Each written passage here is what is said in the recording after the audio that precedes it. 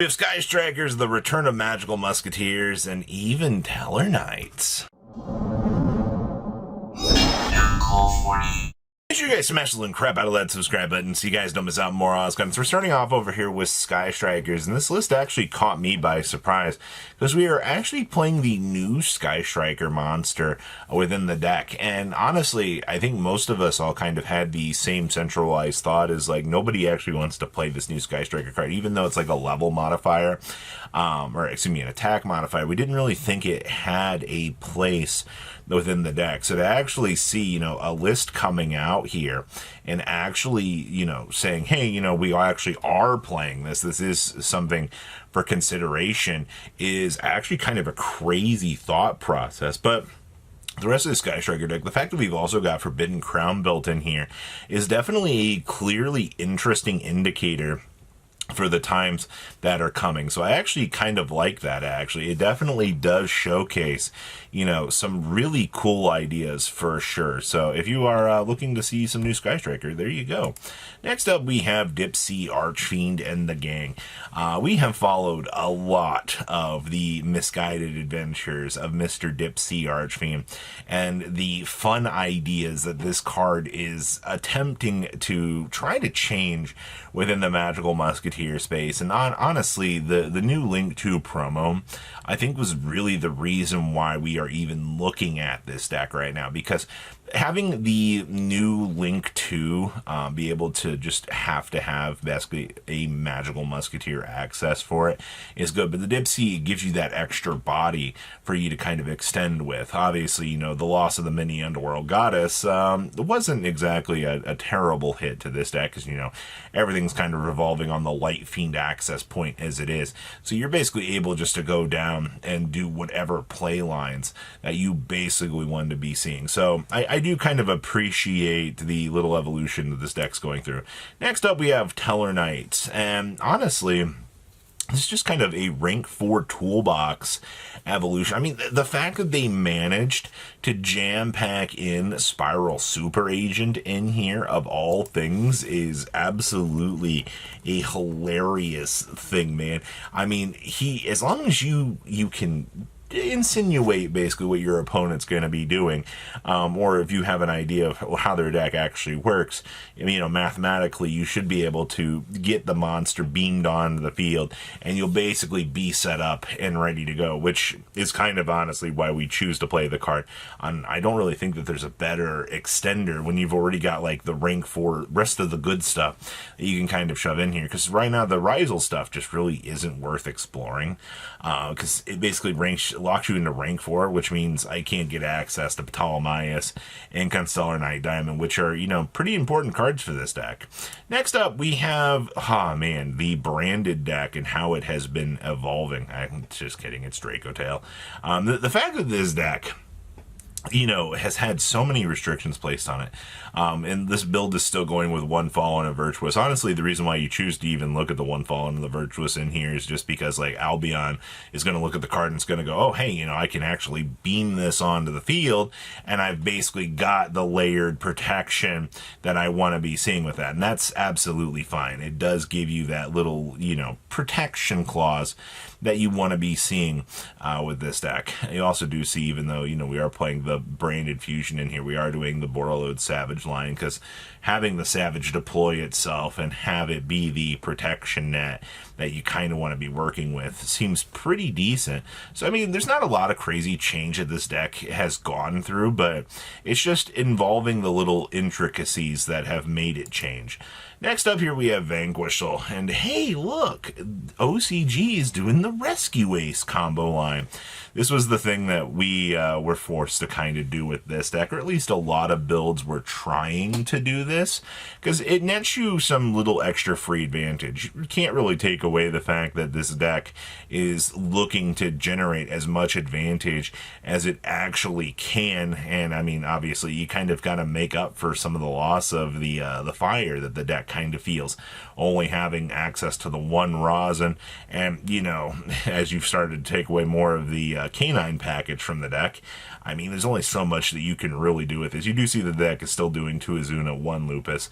I can't imagine why you'd want to gut that particular package. It just helps the deck on such a consistent boundary that I feel like just leave it in, let the deck actually do its thing, and it should work out pretty well.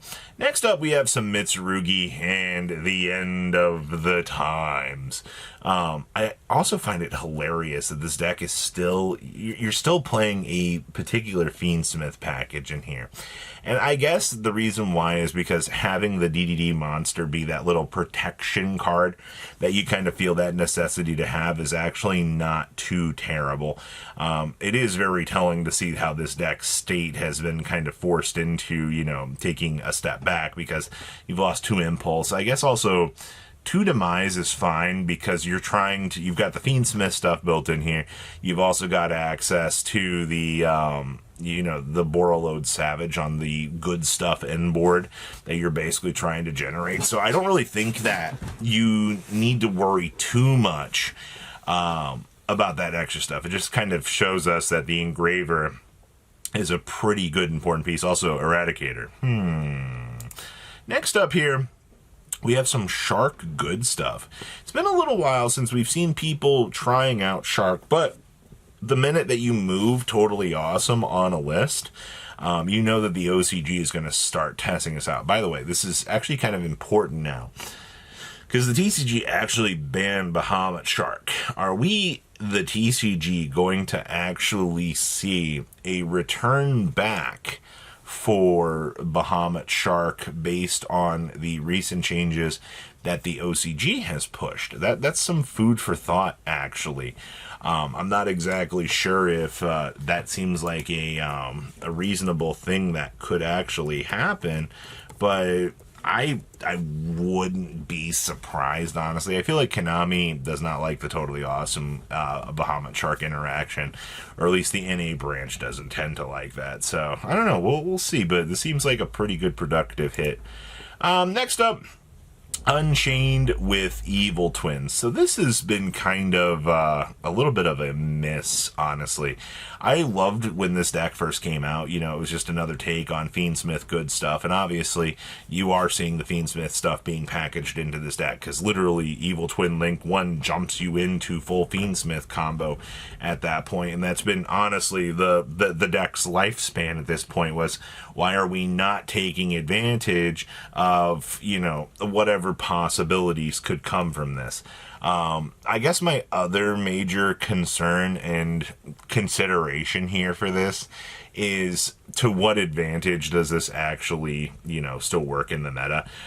It does feel a little bit underwhelming if you are trying to play Evil Twin right now. It's like, maybe I can draw a couple cards, but like the Unchained end board is really nothing spectacular, and it really sucks to say that, because like this deck had some cool potential. Next up, we have more Mitsurugi good stuff. You do see that this build has actually kind of gone back to its roots, playing the 2 Extrav within the deck, which is actually not a terrible idea.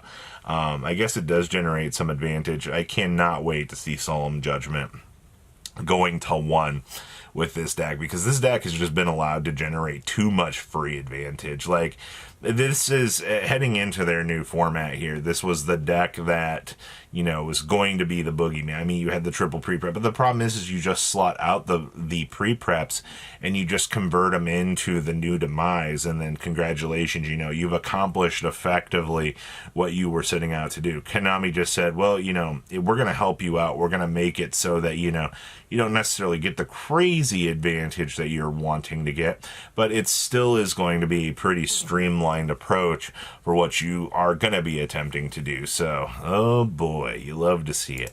And then we've got, oh, Yummy Mitsu.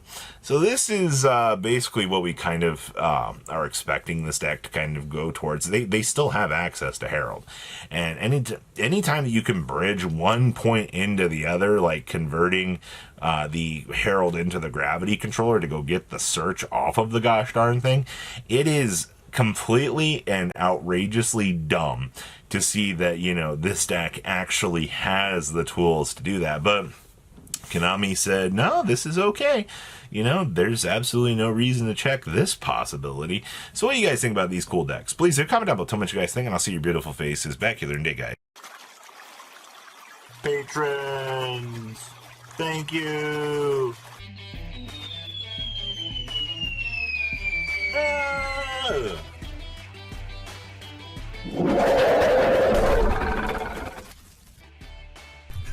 you so much for watching. Check out these other videos.